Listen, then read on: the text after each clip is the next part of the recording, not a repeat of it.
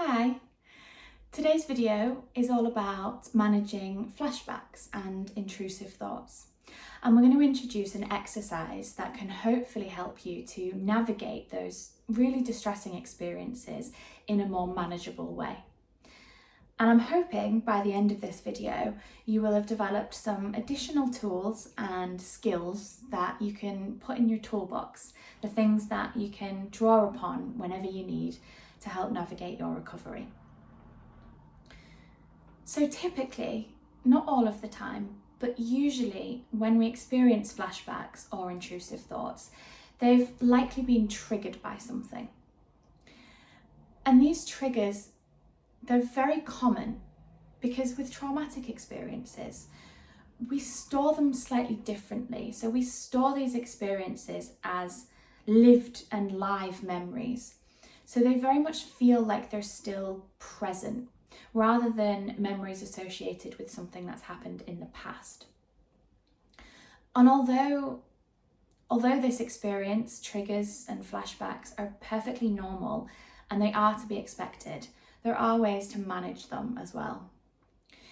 And if you haven't watched our triggered video, then we've put the link below because that provides a little bit more of the science behind triggers to hopefully give you a little bit more information on why you might be experiencing the things that you are.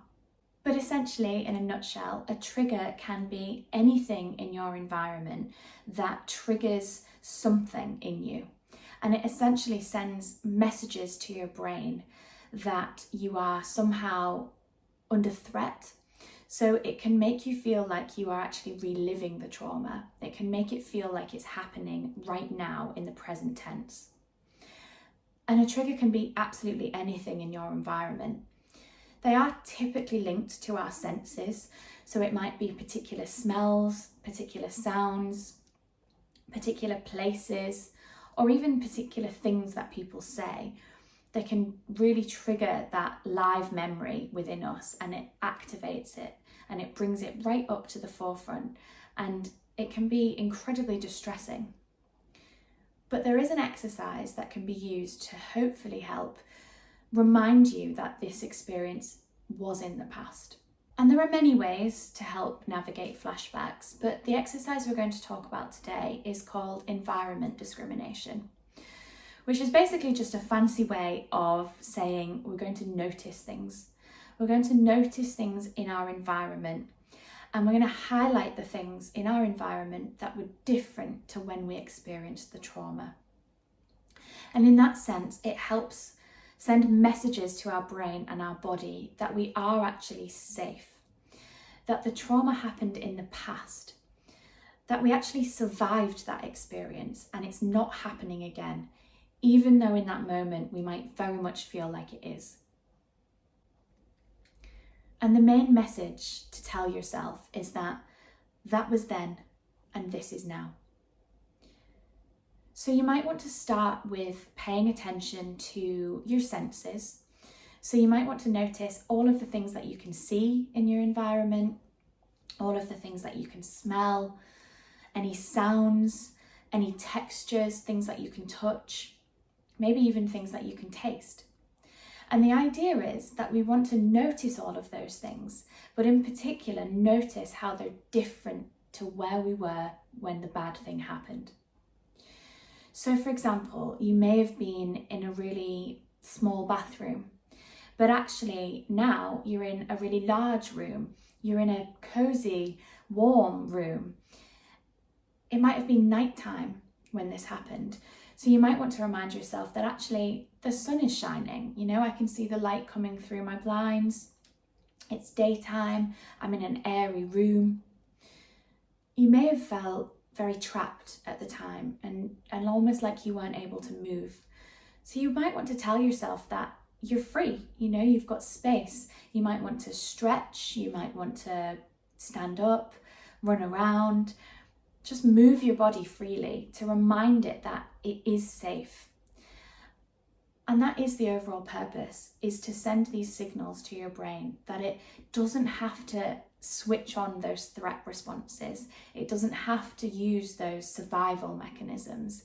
It's allowed to be relaxed and it's allowed to be calm. And generally the idea is that for everything that you experienced at the time, every sense that was triggered, there will be different things in your environment that can trigger your senses in a more pleasant and safe way. So even things like smell. At the time, you may have been able to smell alcohol, cigarettes, sweaty people in a really crowded, nightclub. Whatever the scent was, what can you smell now? So for me, I might be telling myself that I can still smell the coffee that I made earlier. I can smell my hair because I treated myself to a hair wash this morning. All of those things that basically tell you you're in a different space. They tell you that even though your brain and your body might be trying to convince you that you're right back in that place, actually, that was then and this is now. And this exercise, it will be easier for some people than others. And it does take practice. It can take time to gather these skills. And in the moment, if a flashback is so intense and overwhelming, it might be really difficult to even remember that this exercise exists. So it might be a good idea to actually create a list of things. So notice the things in your environment when you experience this trauma. What could you see? What could you smell? Be kind to yourself while you do this, but also then notice all of the things that are different in the places that you spend a lot of time. How is your home different? How is university different, or the workplace? Remind yourself that the places you spend time are safe and different. And we've created a worksheet to help you do that, which we've attached to the comments below. So if you feel like that's something that might be helpful, please take a look at that. And you might also want to think about combining this exercise with any other grounding techniques that work for you, because you'll know what works for you better than I do. We have created some other videos on some other grounding methods. So I've mentioned the 5, 4, 3, 2, 1, which is around using your senses. And we've also created one using the butterfly hug. But there are hundreds really of grounding exercises, and we will be continuing to release new videos on these. But generally, whatever works for you, this exercise can be used anywhere, at any time, and in any way that's most helpful for you.